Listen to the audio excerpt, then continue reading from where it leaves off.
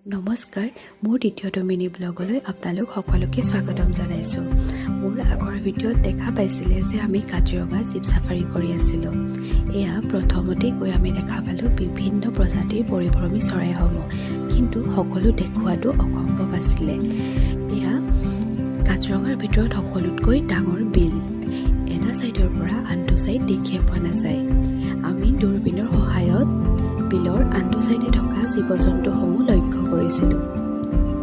দেখিছেনে, ইহঁতেও কিন্তু পিছ পৰি ৰোৱা নাই দেই। এজনীৰ পিছত এজনীয়ে ইমান ভালকৈ চাই আছে, কিন্তু ইহঁতে ইমান ভালকৈ চায়ো বোলে একোৱে দেখা নাপালে। বাৰু আগলৈ গ'লোঁ আৰু দেখা পালোঁ বিভিন্ন প্ৰজাতিৰ হৰিণাসমূহ দৌৰি ফুৰিছে।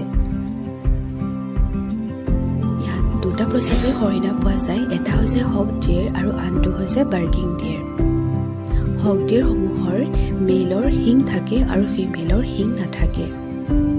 দেখিছেনে, ইমান ধুনীয়াকৈ ৰখি দিছে। আমি ফটো আৰু ভিডিঅ' লৈ ল'লোঁ।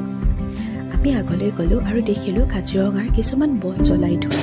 আমি হোটেলত গম পালোঁ যে সেই বনসমূহ যদি ডাঙৰ হৈ যায় তেতিয়া জীৱ জন্তুৱে খাবলৈ অলপ অসুবিধা পায়, সেইবাবে জ্বলাই দিয়ে যাতে নতুনকৈ কুঁহিপাত মেলে আৰু জীৱ জন্তুৱে খাবলৈ সুবিধা হয়।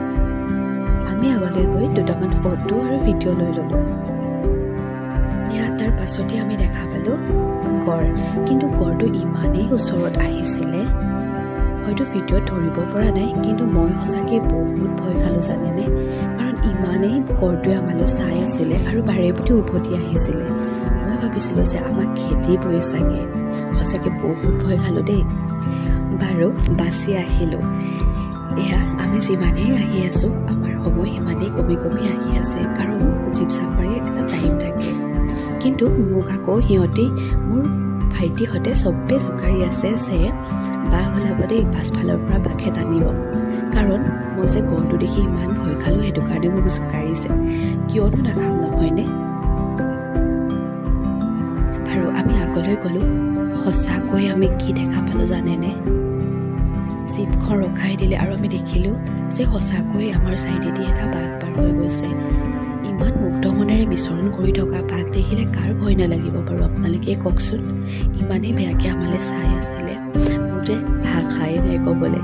ইহঁতি আকৌ বাঘ দেখি বেছি সাহস বাঢ়িলে, উঠিয়ে ল'লে। আমি উভতিলোঁ দেই। দেখিছেনে, ইমানেই ৰাস্তাটো বেয়া, ইমানেই ধূলি। আমি যাওঁতে ইমান ধুনীয়াকৈ গৈছিলোঁ আৰু আহোঁতে আমাৰ অৱস্থাটো জানেনে কেনেকুৱা হ'ল। গোটেই আমি বগা হৈ আহিছোঁ।